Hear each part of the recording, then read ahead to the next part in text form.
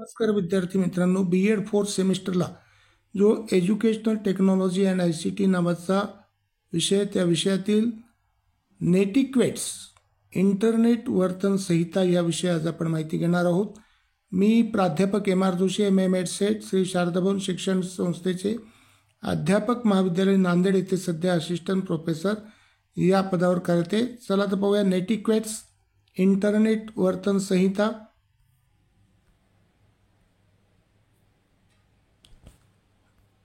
तंत्रज्ञानाच्या वाढत्या वापरामुळे डिजिटल संवादाचा एक महत्त्वाचा भाग म्हणजे नेटिक्वेट्स, म्हणजेच इंटरनेट वापरताना अनुकरण करावयाचे शिष्टाचार.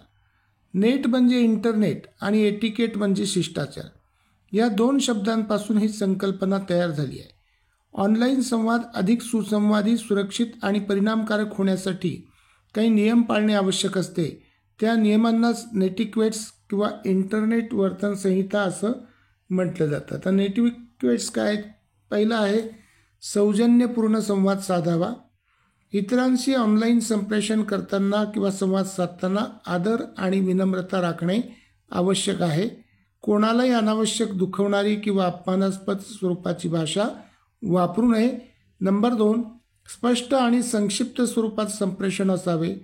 ईमेल, मेसेजेस किंवा सोशल मीडिया पोस्ट लिहिताना तुमचा संदेश हा स्पष्ट असावा आणि संक्षिप्त स्वरूपात असावा, जेणेकरून परस्परांबद्दल होणारे गैरसमज टाळता येतील.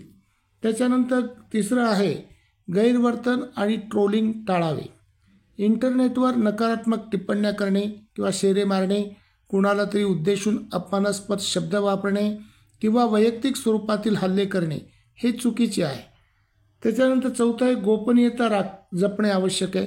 स्वतःची आणि इतरांची खाजगी माहिती असेल की जसे की पासवर्ड आहे, बँक खाते क्रमांक आहे, संपर्क क्रमांक आहे, आर्थिक माहिती आहे, तर ही जी माहिती खाजगी असेल ती कोणाशीही शेअर करू नये किंवा इतरांना त्याचा पुरवठा करू नये.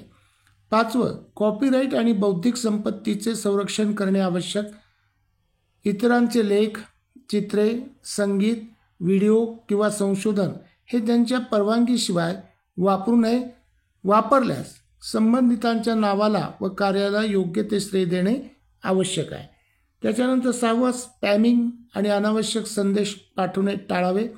स्पॅमिंग म्हणजे अनावश्यक असलेले संदेश, माहिती, जाहिराती की समोर पाठवल्यामुळे काय होतं की समोरच्याला त्याचा त्रास होऊ शकतो.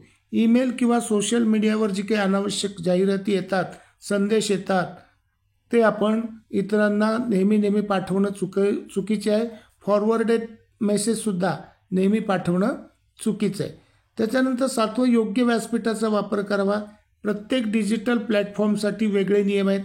जसे की व्यावसायिक संवाद साधायचा आहे तर त्याच्यासाठी लिंक्डइन, वैयक्तिक संभाषण करायचं आहे तर व्हॉट्सअप आहे किंवा मेसेंजर आहे, माहितीपूर्ण चर्चा करायची तर त्याच्यासाठी कोरा आहे किंवा ब्लॉग्स आहेत, आणि व्हिडिओ अपलोड करायच्यासाठी तुम्हाला यूट्यूब त्या ठिकाणी आहे, तर ह्या साधनांचा, या प्लॅटफॉर्मचा त्या ठिकाणी वापर करावा.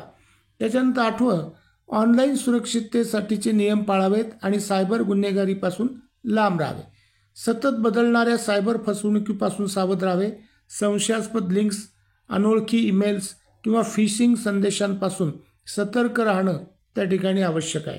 9वं, ऑनलाईन गप्पांमध्ये जबाबदारीने वागावे. चॅटिंग करत असाल किंवा एखाद्या फोरममध्ये असाल किंवा कमेंट सेक्शनमध्ये, तर आपली जी मतं आपण मांडतो त्याची जबाबदारी आपण घ्यावी आणि अयोग्य विषयांवर वादविवाद न करण्याचा शक्यतो प्रयत्न करावा. त्याच्यानंतर 10वं आहे इतरांच्या वेळेचा आदर करावा.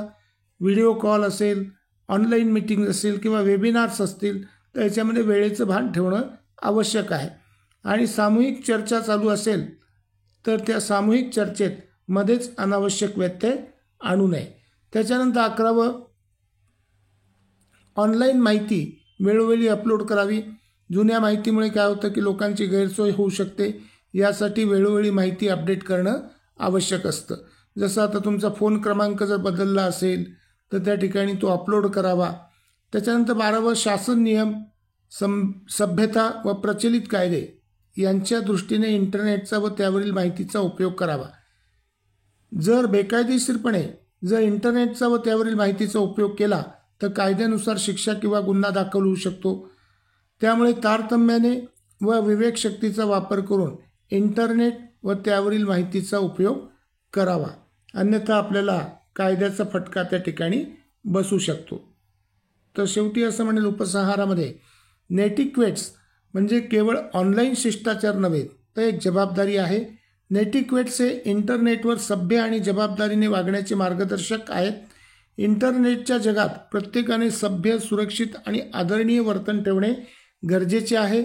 ऑनलाईन संवाद अधिक चांगला आणि परिणामकारक करण्यासाठी हे नियम पाळणे महत्त्वाचे आहे. त्यामुळे ऑनलाईन जग अधिक सुरक्षित आणि सुसंस्कृत राहते. मित्रांनो, यावर मागे टीप विचारलेली होती, प्रश्नही विचारू शकतात. धन्यवाद. थँक्यू. सबस्क्राईब करा, शेअर करा.